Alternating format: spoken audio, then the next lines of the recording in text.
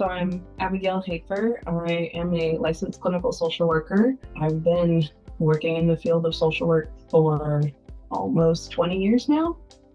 My largest chunk of my clinical experience is in medical social work, and I love it. And it's really what compelled me to open up my therapy practice, because the thing that I loved the most about the work that I was doing was the counseling aspect, the education piece, the holding space for people and letting them talk about their struggles. Yeah, I love the work that I do. I'm passionate about it.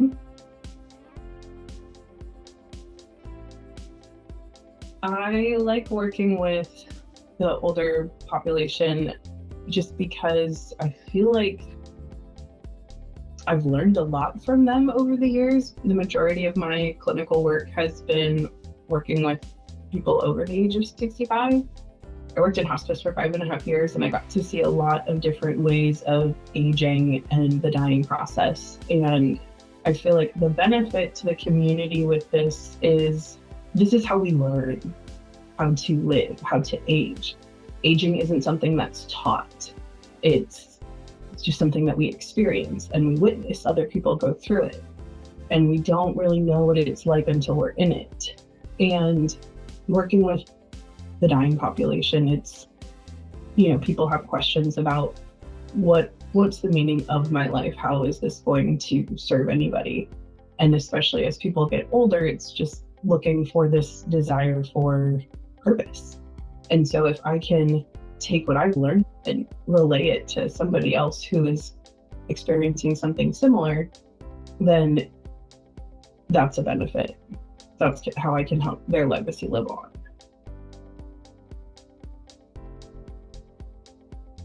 The biggest challenge, or some of the bigger challenges for seniors regarding mental health, is just overcoming the stigma around having issues. In my work with folks, I've seen a lot of, I'm new to this. I thought I was over this. I thought I didn't need to deal with this. I thought I had dealt with it.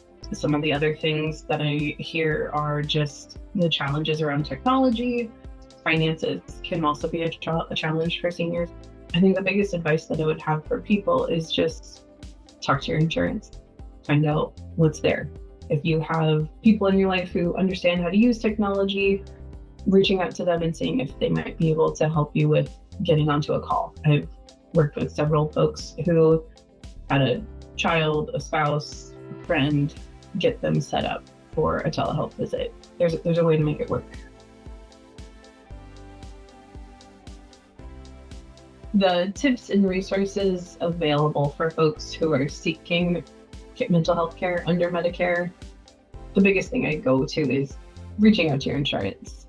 Sometimes they can send you a list of providers that are covered by your insurance. Sometimes they might be able to give you a website that you can look at. If you're not comfortable navigating technology and you know someone who you would be comfortable asking for help, that's also another great resource. They might also be able to help, look people up online so you can get a feel for them. It's not always comfortable to talk to somebody you don't know and you've never met about the deep, dark, uncomfortable things.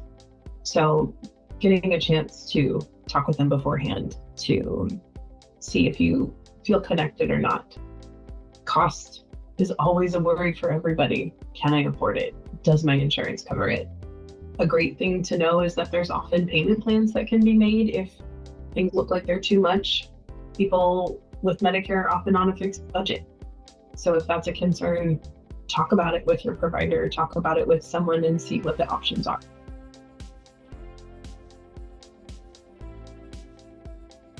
The advice that I would give to folks who are feeling resistant to mental health care is it's not too late. Some folks that I've worked with feel like they've reached this point in their life so far, why do they need to talk about it now? And what I always like to tell folks is you get to choose how you spend your time on this earth and how you want to spend these final years. You don't have to feel like you've failed at anything because you are seeking help. Aging is tough. It's new for you. You've never done this before. You don't have to suffer. You don't have to suffer mentally, physically. It's okay to ask for help.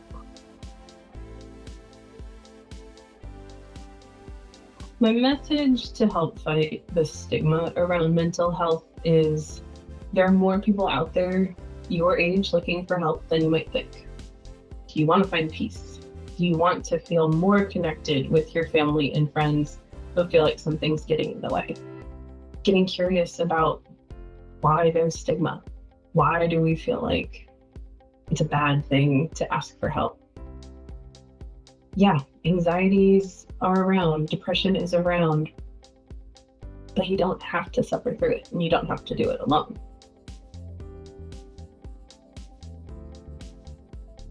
The benefits that I see when clients are able to access care, a lot of times it's, why haven't I worked on this before? Or they tell me about changes in their relationship with their kids, their grandkids, their spouse. Just there can be freedom in changing a narrative for yourself. Some of my folks that I've worked with have been facing end of life, and getting to talk with them about their feelings around it, getting to talk with them about what their wishes are as they face their final days, and helping them create language to talk with their family about what they're concerned about, what they're wanting, what they're needing help with. Other folks that I've worked with, some of them have been dealing with, they've gotten diagnosed late in life with like ADHD, or dealing with past relationship issues with their own parents, and getting to see how that's changed their relationship with their adult children. I get to help people make sense of the hurt and the pain, and to give them a way of modeling to their children that it's not too late, that it's okay to apologize, that it's okay to recognize our shortcomings and our failures, and that it can actually be a way of deepening those relationships.